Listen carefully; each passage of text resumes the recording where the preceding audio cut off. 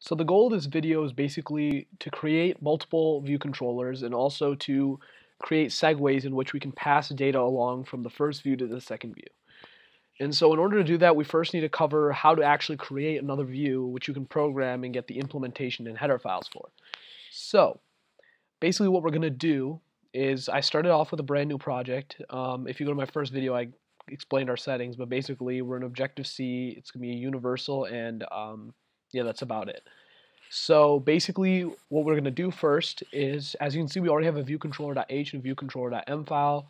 If you go to the storyboard, you see we already have the viewController set up here. So we need to get another set of header and implementation files. In order to do so, it's pretty straightforward. We just go up to the top tab bar, or you can, I think, right click and do new file. But in our case, we'll just do file at the top, new, and then hit file. So when you get here, you get this drop-down menu. And in this drop-down menu, there's a lot of options, and you can see there's tabs at the top for watchOS, tvOS, macOS. Now, of course, we're in iOS, so these are what we're working with, and you get a lot of files. When you're trying to create a new view controller, what you're doing is something called subclassing, which I'm going to get into in a second. But basically, we click Cocoa Touch class because it's under here.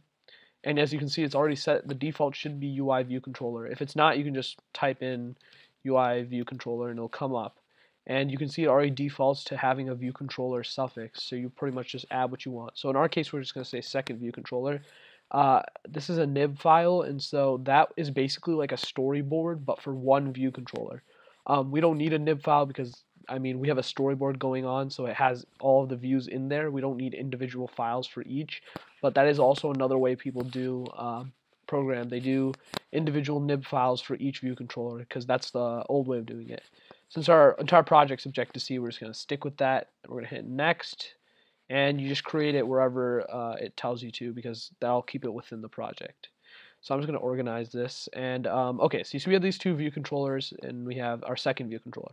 So basically, I just have to briefly explain what subclassing is. So subclassing is basically where you're creating another instance of an already created, a pre-created class, and making it customized, I guess.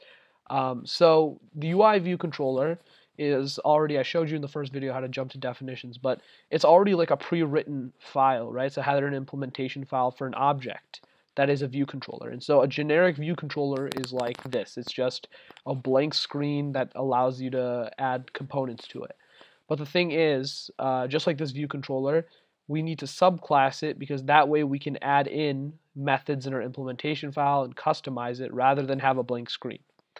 And of course, there's pretty much no instance where you want a blank screen, so you always need to subclass it. So when you go to that file and you go to the Cocoa Touch classes, those are all classes, you're subclassing. So let's say you wanted to make your own customized table view or like your own custom button or something like that that like reacted a specific way. If you wanted to add functionality, that's how you would do it. But for the sake of view controllers, it's pretty straightforward when you subclass it. I mean, they all work the same. So now that we have our second view controller, as you can see, it is subclassed and it does import itself here. It's just like the first one, just like we had in our first video. So what we need to do is we need to be able to click a button in the first view controller, which will take us to the second view controller, and then we're going to make another segue that'll bring us back from the second view controller to the first. But if we do decide to pass data, we're not going to do it backwards because that's a little bit more complicated. So as you can see in here, they already have the default view controller that we want. And what we need to do is we need to add a second view controller because that's not done by default. So we're going to add a second view controller and link it up to the second view controller.h. So if you go into your tray of objects, you see the first thing is always a view controller. I'm just going to line that up right here. And what you do is you hover over that little circle, yellow circle. That's the view controller object. We used it in the first video to get outlets. In this video, we're going to just you're going to control click it and drag over from there to your second view. And what we want to do is we're going to say show detail. So basically what a segue is it, like the English word, it's a transition, right? It's going to allow us to transition from our first view to our second view. And so there are different types of segues. If you go into the inspector, you can see like you can do like a show or present modelly. It's just different ways that it'll present in different ways that depending on the information. But we're just gonna use a basic show, or you can use a show detail. It really doesn't matter. So important thing here is we just want to set our identifier. The identifier is how we're going to refer to this segue programmatically. So we'll just say show second view. So that's our segue. That's the reference. It's show second view. So as of right now, this second view controller is just a normal UI view controller because we haven't configured it. So if we go into this top right bar with the 6 icons, the third one, it's like a little book.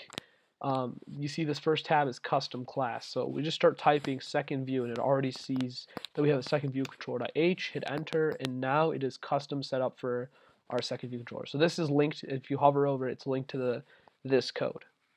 So whenever an instance of this is created, it'll refer to this storyboard, that view, and these two files.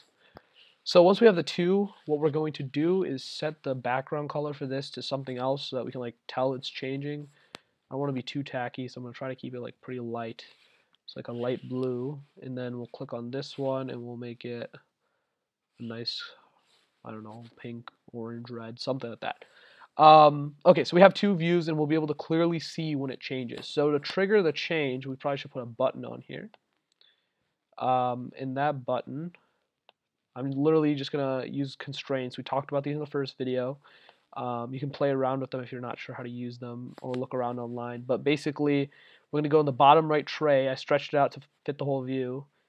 And I'm just going to set all of the sides to spread out.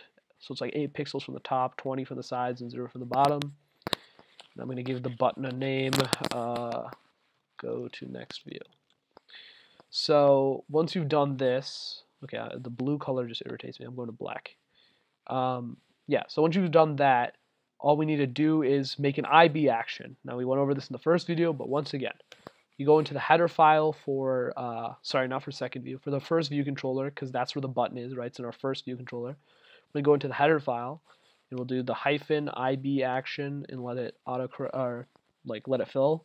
And so then what we're going to do is we'll call this go to second view. And yeah, we'll just delete the sender, and that's actually all we'll need.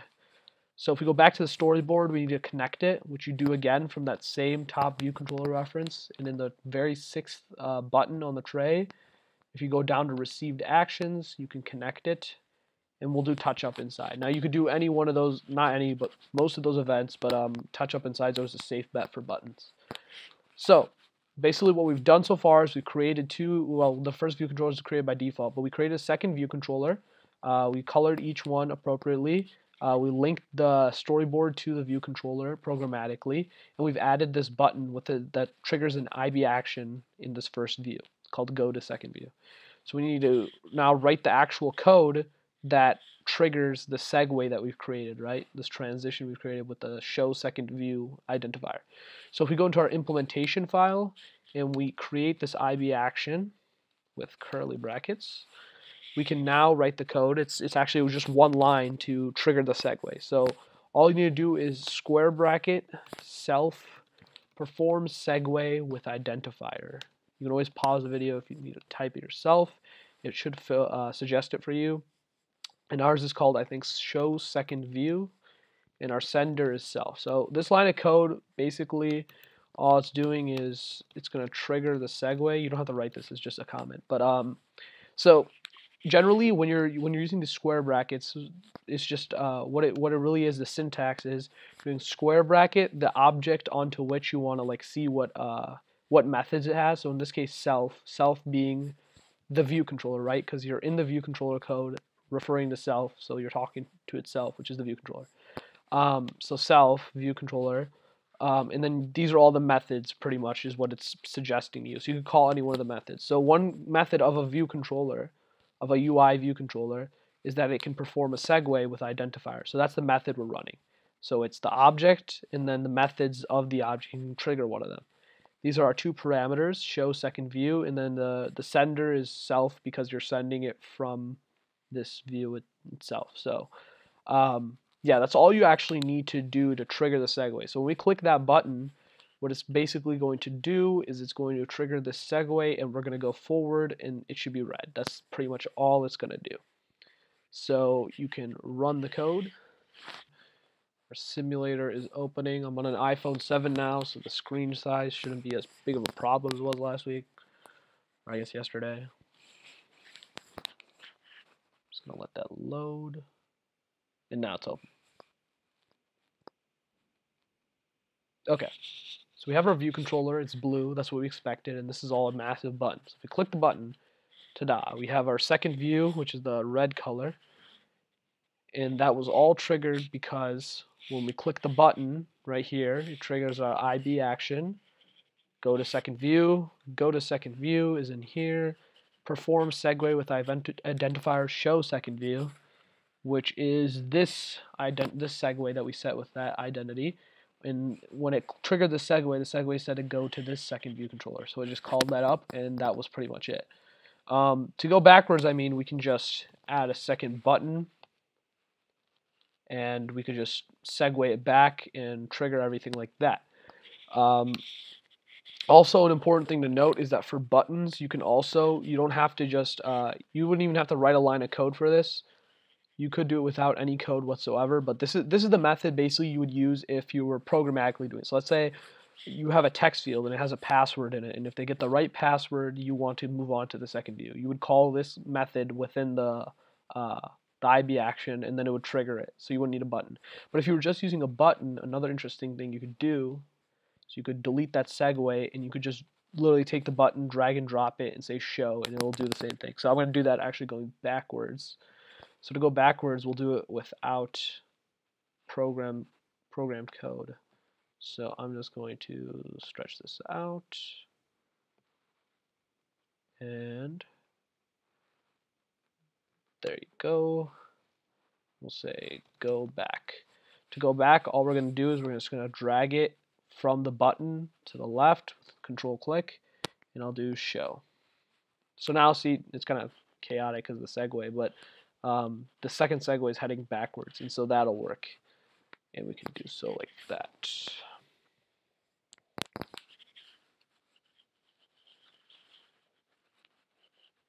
Go to next view, go back, ta-da. Yeah, so that's pretty much how you go back and forth.